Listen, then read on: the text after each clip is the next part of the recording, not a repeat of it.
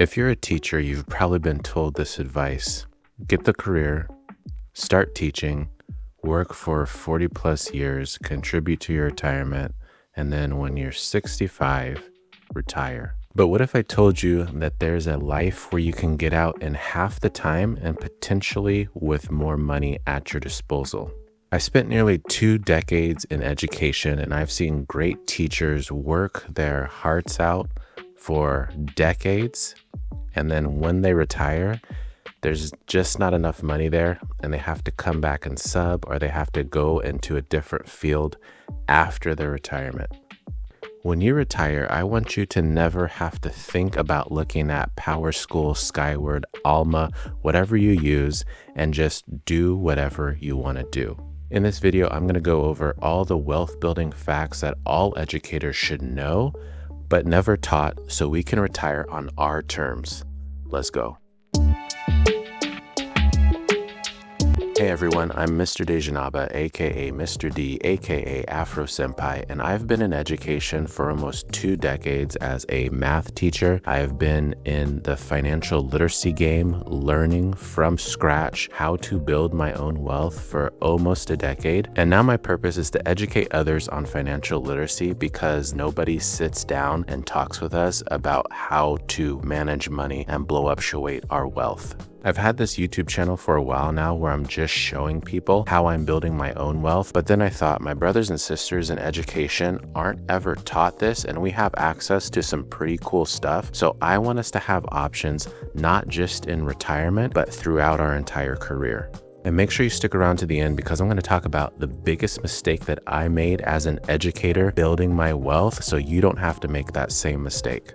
The current teaching formula is pretty straightforward. Get a teaching job, work for half your life, and then retire. But what we never really discuss is that working for half your life business, you have to avoid teacher cliques, enabling parents, violent students, and rifts. So if you're blessed enough to be in a strong district where none of that stuff applies to you, more power to you. There's nothing wrong with working until you're 65. There's nothing wrong with contributing to your pension because I do the same thing. Lord willing, I'm going to have that pension. But a problem that people don't talk about is that the pension is not designed to make you wealthy. It's designed to give you a source of income similar to your Social Security. And if we're just being honest with each other, those are 2 entirely different things. And while teachers have different opportunities than para-educators do, I will have some information for our para-educator family, so stick around for that. So what would more money mean to you? A lot of us have kids that are going off to college in a couple years or already in college. What would it mean to be able to visit them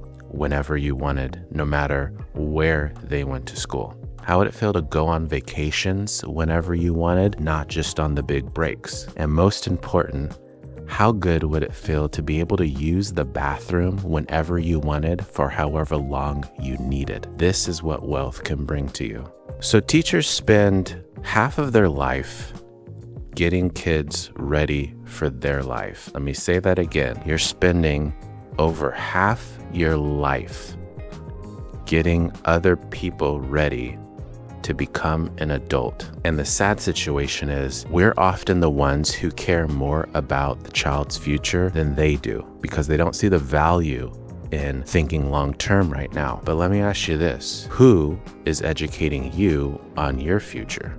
But for real, write down in the comments, who is preparing you for your financial future? I'll wait. I got my Olipop right here.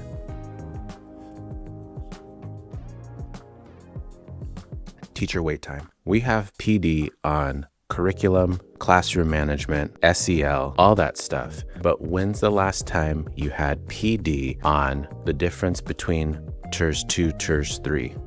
How to navigate the pension once you enter retirement? What's the difference between separation from job and retiring from the job? The difference between a 403B and a 457.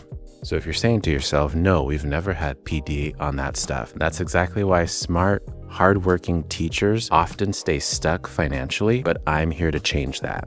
So whether you're making 50K or 150K, it often doesn't matter the money that's coming in. What matters is what you're doing once that money hits your bank account. I follow investing topics on social medias, so when people post about having financial questions or investing questions or budgeting questions, I can chime in with my 2 cents based off of my own experience. And when people tell me that they don't have any money to do anything, I ask them, what are they using for a budget? And I get crickets because they don't have one. And besides mindset, having the budget is the biggest game changer from you going to paycheck to actually starting to build wealth. And again, that's why I'm here. If you're rocking with me for this journey, I'm gonna be dropping a video where we're gonna be able to take something like this and turn it into this.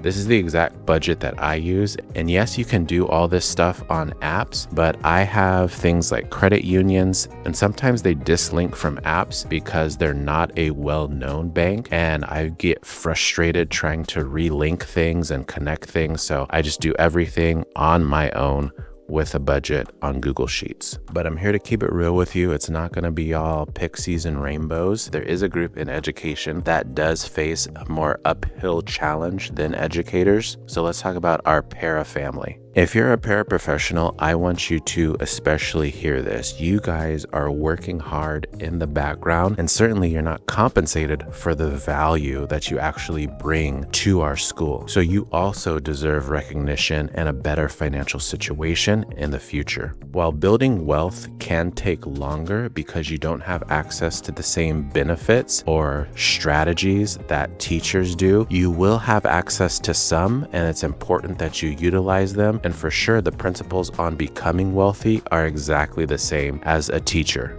Learn to budget, save consistently, learn to invest, and then also increase your income in the form of side hustles. I want this to be a channel for all people in the education field. So whether you're driving the bus, doing custodial, doing para, and of course teachers, this is the channel for you. My biggest takeaway throughout the years of increasing my own wealth is that becoming wealthy isn't reserved for people with the biggest paycheck. It comes down to how you use the money that's given to you. My wealth building journey started in the negatives. I was tens of thousands of dollars in debt. When I was asked to pick a pension plan, I just did whatever seemed good. I had no idea what was going on. And it all changed when my daughter had to visit the hospital unexpectedly, and I had to put all of the medical bill on a credit card because I didn't have the money. So I went and I Googled, how do you become a millionaire? And the rest is history. I'm trying to get you to understand that I am not a special person. I'm not the smartest person. I'm not the most articulate person. I'm not the most energetic person. The one thing that I do have to my advantage is that I'm stubborn and I'm willing to see a process through until it actually works for me. I grew up poor myself. My mom raised 3 boys and we struggled. And I know from past experience that I don't want to put my family in that sort of same situation. So in the upcoming videos in this channel, we're going to be talking about the new formula for retirement. We're going to be talking about how to reduce your debt in the most efficient way. We're going to be talking about budgeting so you can see where your free cash flow is. And most important, we're going to be talking about which assets to buy first, whether we have a small bag to work with or a big bag to work with, because again, pension and retirement accounts are just a small piece of the puzzle. There's so many more opportunities that we can be doing as educators to blow upshuate our wealth. And if we're just being honest with each other, because we live in a capitalist society, investing isn't really an option. So you can learn how to do it by yourself or rock with me. And if you're like, I like doing whatever it is I'm doing, I want to be working until I'm 65, again, more power to you.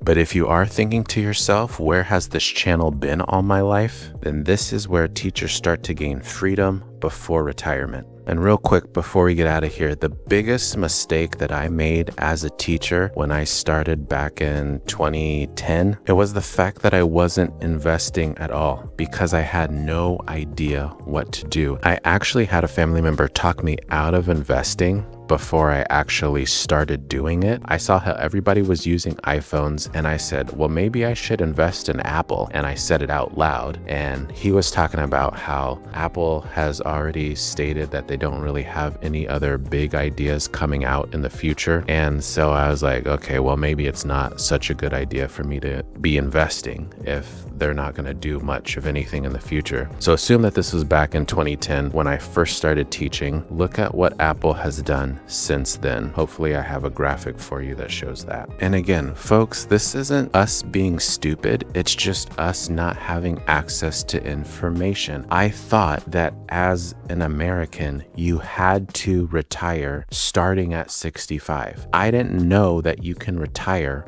whenever you wanted. You just have to have the money. So now I know time is your greatest asset. Time in the market will beat trying to time the market every single time. You have to be investing. You have to let your money work. You have to let it do its thing. But you can't do that if you're just watching from the sidelines. And that's why I started learning everything I could about investing. And now you have the opportunity to watch these videos and fast track your financial literacy education. And that's going to do it for this episode. The major takeaways for this video is that teaching and being an educator is your profession, but building wealth is your responsibility that you can take on at any time in your career. Your pension is important, your paycheck is important, but neither should be the only thing working for you in your future. Imagine you have a student who's on the brink of failing, and then that determines whether they graduate or not from high school. Wouldn't you push them